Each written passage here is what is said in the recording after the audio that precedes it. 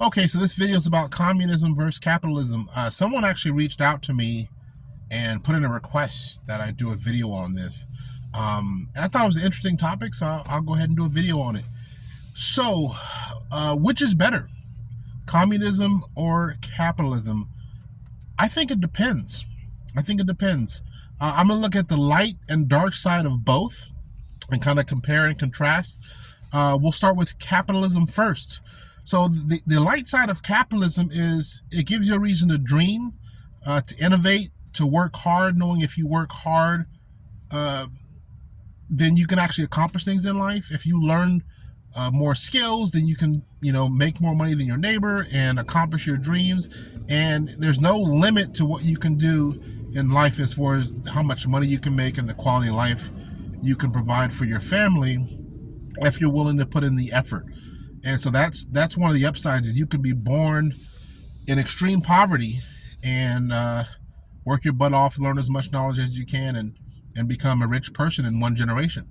Whereas in a lot of societies, it's hard to elevate multiple levels of class in one lifetime. In America, you can do that. In a capitalist society, you can do that. The dark side of it is you need a lot of poor people for capitalism to work. We just and that never gets talked about. Everyone talks about, hey, you can just kind of elevate yourself up and everyone can lift themselves up. But technically, if all the poor people became middle class, then the middle class would now be poor. So you need poverty in order for it to function, so that there is a middle class that can enjoy things that people in poverty that can't, and there are rich people that can enjoy things that people in the middle class that can't. We saw a sample of that coming out of the pandemic with inflation, where people that normally didn't have a lot of money had a lot of money, and inflation caused the prices to be up. And now the middle class was struggling as if they were poor because everyone had access to funds. And so you kind of need poor people to drive those prices down so that the middle class can be more comfortable and something to aspire to. And so that doesn't get talked about a lot, but yeah, it's the more poor people you have in a capitalist society, the more comfortable the middle class is going to be. And it just, it's just how it works out. And I think another dark side is you don't have as many, you're not as present. So in the capitalist society, you're always working on, well, let me get my grades and graduate so I can accomplish this. You get the job, you're working towards a promotion. You're always working towards improving. And I don't know if you spend as much time being present and just kind of enjoying the moment as you would in other societies where you're not always striving for more.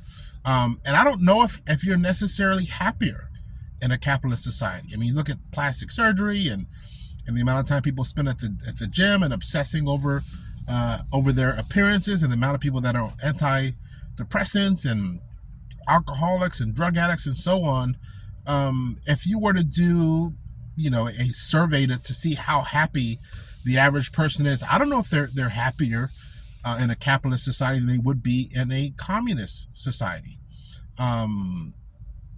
Just based on, divorce rates and marriage rates and depression, like I said, there's a lot of opportunity there, but having more money doesn't necessarily translate to being happier than, say, a poor person is. I don't think your class draws a direct correlation to your satisfaction with life. I'm sure there's some poor people that are happy, and there's some billionaires that are miserable. And so that's how I view the capitalist side. Now on the communism side, the light side of it, well, let's go with the dark side first. So the dark side of it first is it takes away the desire to dream, to innovate. There's nothing to look forward to. There's nothing to aspire to. You're just kind of, going through a bland existence where, you have enough of what you need, but there's nothing that you can elevate to in that kind of society. And so there's no reason to innovate. There's no reason to invent, because what's the point? It's just like like every day is a cloudy day as far as the mentality there on the dark side of communism, right? On the light side, I think you're going to have people that are more prone to having stronger relationships as far as faith is concerned, stronger relationships with friends, with families, and appreciating the little things, because that's really all you have. And so I think you'll have a lot more people being present in the moment, being grateful for a sunny day, being grateful that the temperature was reasonable today, and you're not hot, being grateful, having your needs met, and having your health. I think it forces you to be appreciative of the little things, because the little things are all you have. And so, which group is better? I think for innovation and like for, I don't know, helping with like inventions and medicine, I think capitalist society is definitely better. For mental health and overall happiness, I think the communist society may be a little bit better. I mean, being poor only sucks if you know other people aren't poor and other people have a better life than you, other people are rich. If everyone you know is on the same level, there's no need for jealousy. Like a good example of it would be the reason a lot of schools have uniform is because it'd be a distraction from learning if little Billy had on a $500 outfit, and the less fortunate kid is wearing clothes from a thrift store.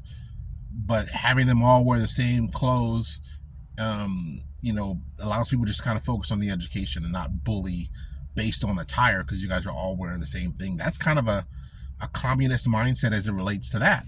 And so there are some circumstances where I think it can be where I think it can be helpful. I'm glad I live in a capitalist society. Now that I've experienced this, I wouldn't want to experience that. But I can't say for certain that I'm necessarily happier, or that the average citizen, for example, in our society is happier than the average citizen in a communist society. So I think it all depends. And so that's my thoughts on that. Until next time, be different.